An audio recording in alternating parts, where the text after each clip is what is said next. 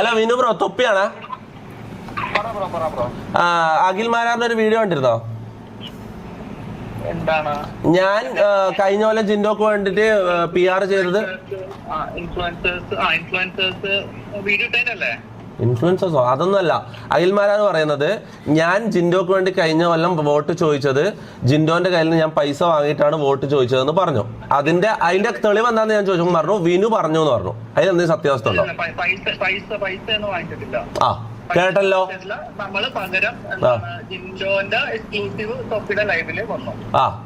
തൊപ്പിന്റെ ലൈവില് ജിൻഡോ, അതിനുശേഷം ജയിച്ചതിന് ശേഷം ജിൻഡോ എന്റെ ലൈവിലേക്ക് വന്നു. ഓക്കെ, 10 പൈസ ആ ഗസ്റ്റ് ആയിട്ട് വരുമ്പോ. വിനു, ഞാൻ ഒരു കാര്യം ചോദിക്കാം, ഞാൻ എപ്പോഴാണ് നിന്നെ ആദ്യമായിട്ട് കാണുന്നത്? ജിൻഡോ ആ ലൈവിൽ എന്റെ അടുത്തേക്ക് വരുമ്പോ അല്ലേ ഞാൻ നിന്നെ ആദ്യമായിട്ട് കാണുന്നത്? ആ അച്ഛാ ആണല്ലോ. അഖില് പറഞ്ഞത് അത് നിങ്ങളെല്ലാം അങ്ങോട്ടും ഇങ്ങോട്ടും വിളിച്ചത് സോർട്ട് ചെയ്തോ? അഖില് വീഡിയോയിൽ പറഞ്ഞിട്ടുള്ളത് വിനു പറഞ്ഞു തൊപ്പി പൈസ വാങ്ങിയതാ. അവിടെ വേറൊരു ക്ലാരിഫിക്കേഷൻ തൊപ്പി. അഖിലേട്ടൻ പറഞ്ഞ പോയിന്റ് എന്ന് പറഞ്ഞു കഴിഞ്ഞാൽ, അതായത് തൊപ്പി ഷോ കാണാത്ത ആൾക്കാരെ അല്ലല്ല, അത് കഴിഞ്ഞിട്ട് പറഞ്ഞു വിനു ബ്രോ. അത് കഴിഞ്ഞിട്ട് ക്ലിയർ ആയിട്ട് അഖിൽ മാരാർ പറഞ്ഞു കഴിഞ്ഞ കൊല്ലം ജിൻഡോനെ ആ തൊപ്പി സപ്പോർട്ട് ചെയ്തിരുന്നു. എന്റെ പേഴ്സണൽ ബന്ധങ്ങൾ വെച്ച് ഞാൻ അറിഞ്ഞ കാര്യം അത് പൈസ വാങ്ങിയിട്ട് തൊപ്പി ചെയ്തതാണ്. ഇങ്ങനെ പറഞ്ഞു. അത് നിങ്ങൾ അങ്ങോട്ടും ഇങ്ങോട്ട്. അഖില് നിന്റെ പേരാന്ന് പറയുന്നത്. അഖില് പറയുന്നത് വിനു ആണ് ഇങ്ങനെ ഒരു ഇൻഫർമേഷൻ പറയുന്നത്. അത് നിങ്ങൾ ഇങ്ങോട്ട് വിളിച്ച് ക്ലാരിറ്റി. കേട്ടല്ലോ. ഈ അഖിൽ ഒന്നെങ്കിൽ ഞാൻ പറയാം, അഖിൽ മാരാർ രക്ഷപ്പെടാൻ വേണ്ടിട്ട് എന്നോട് ഇപ്പൊ കളവ് പറഞ്ഞത്. Akhil Marar is exposed. എല്ലാരും പറയുന്നുണ്ട്. അച്ഛനെ വിളിക്കുന്നുണ്ട്. അച്ഛനെ ആഡ് ചെയ്യട്ടെ കോളില്. ഒരു സെക്കൻഡ്. വാട്സപ്പ് കോളിൽ തരോ? കേട്ടല്ലോ.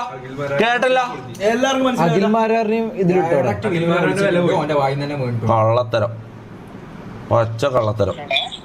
ഒരു സെക്കൻഡാ, ഒന്ന് അച്ഛനൊന്ന് ആഡ് ഇയാളെല്ലാം ഇത്രക്കാരനാ? അച്ഛാ, കാര്യങ്ങളെല്ലാം കേട്ടല്ലോ. ഇതാണ് അവസ്ഥ. അതായത് അഖിൽ മാരാർ പറയുന്നത് വിനു പറഞ്ഞു ഞാൻ പൈസ വാങ്ങിയതാ പറയുന്നത്. അല്ല തൊപ്പി ബ്രോ, ഇത് നമ്മളിപ്പോ ഒരാളെ മോശമാക്കണ്ട.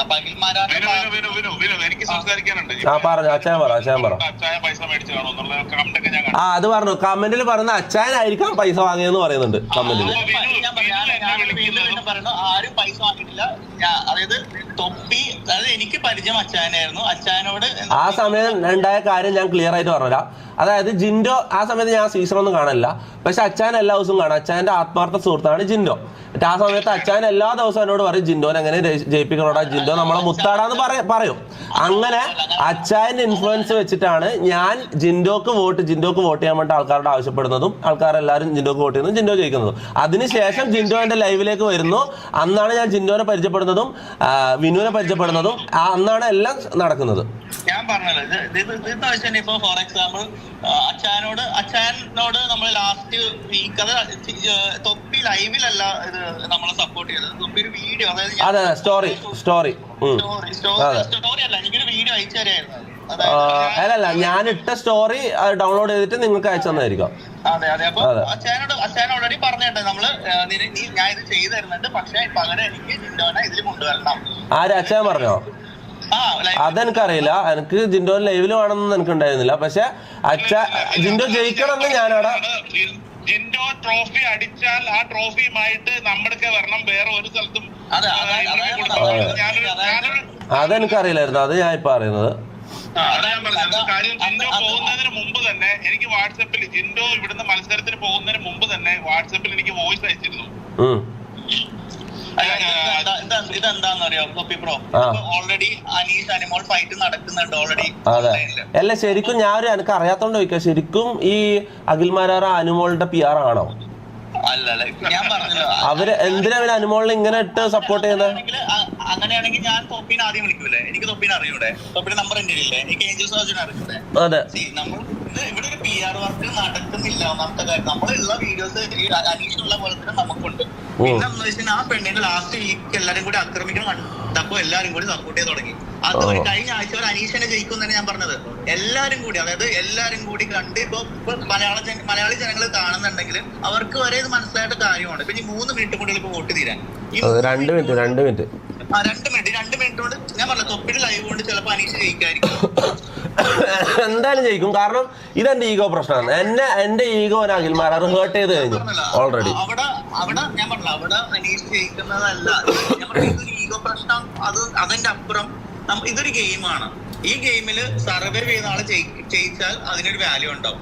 അല്ലാതെ നമ്മൾ കണ്ടന്റ് കൊടുക്കാത്ത ഒരാൾ ജയിച്ചു കഴിഞ്ഞാൽ, ഒരു സാധാരണക്കാരൻ എന്ന ലേബലിൽ ഒരാൾ ജയിച്ചു കഴിഞ്ഞാൽ അത് ഒരു സിമ്പതി വോട്ടാണ്. അതല്ല വേണ്ടത്. നമുക്ക് ഒരു വിന്നർ ഗെയിം ആണ്. 2 മിനിറ്റ് കൂടെ ഉള്ളൂ. ഞാൻ പറഞ്ഞു തൊപ്പി അങ്ങനെ ചെയ്യുന്നത് തൊപ്പിയുടെ ഒരു മിടുക്കാണ്, തൊപ്പിയുടെ ഒരു ഇതാണ്. തൊപ്പി അവർക്ക് വേണ്ടി ഞാൻ പറഞ്ഞില്ല, അവർക്ക് എത്ര കാശ് പോലും കൊടുത്താലും കിട്ടാത്തൊരു PR ആണ് ഇപ്പൊ തൊപ്പി ചെയ്തത്. അതെ ഞാൻ 10 വയസ്സ് കൊണ്ട് ഫ്രീ ആയിട്ട് വെറും മനുഷ്യത്വത്തിന്റെ പേരിലാണ് ഞാൻ ഈ PR ചെയ്യുന്നത്. അത് ഞാൻ പറഞ്ഞില്ല, അത് തൊപ്പിക്ക് നാളെ മനസ്സിലാവും അത് റോങ് ആയിട്ട് തൊപ്പി ചെയ്തു. നാളെ തൊപ്പി റിഗ്രറ്റ് ചെയ്യും.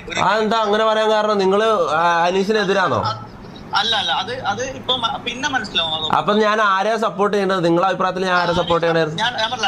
ഞാൻ സീക്രട്ട് ഏജൻസ് ആയി പറഞ്ഞ പോലെ തന്നെയാണ്. ആരെയും സപ്പോർട്ട് ചെയ്യാം. അതൊക്കെ തൊപ്പിക്ക് പേഴ്സണലി സപ്പോർട്ട് ചെയ്യാം. അതെ, എന്റെ പേഴ്സണൽ താല്പര്യമാണ് ഈ അനീഷിനെ സപ്പോർട്ട് ചെയ്യാന്നുള്ളത്. ഞാൻ അതാണ് പറയണത് ബ്രോ. അത് തൊപ്പിയുടെ ഇഷ്ടമാണ്. ഞാൻ ഒരിക്കലും തൊപ്പിയുടെ ഇഷ്ടത്തിനെതിരെയോ തൊപ്പിയുടെ പിന്നെ നാളെ ഞാൻ റിഗ്രറ്റ് ചെയ്യുമെന്ന് പറയാൻ കാരണം അതങ്ങനെയാണ്. ഞാൻ അല്ല, അതിന്റെ ക്ലിയർ ആയിട്ട് പറ. അത് നാളെ തൊപ്പി തന്നെ ഒരു ലൈവ് ചാറ്റിൽ വന്ന് ഏതെങ്കിലും ഒരു സാഹചര്യത്തില് ഇവനെ ചെയ്യിപ്പിക്കണ്ടായിരുന്നു എന്ന് തൊപ്പി വന്ന് പറഞ്ഞിരിക്കും. അത് ഇപ്പൊ നിങ്ങൾ എങ്ങനെ പ്രൊഡിക്ട് ചെയ്യും? അതിന് എന്തെങ്കിലും ഒരു കോണ്ടെക്സ്റ്റ് പറ. അത് തൊപ്പിക്ക് പല പ്രാവശ്യം അങ്ങനത്തെ റിഗ്രറ്റ് തോന്നിയിട്ടുണ്ട്. അതെനിക്കറിയാം. ഓക്കെ, ലൈഫിൽ പല തീരുമാനങ്ങളും ഞാൻ തെറ്റായിട്ട് എടുത്തിട്ടുണ്ട്, ശരിയാണ്.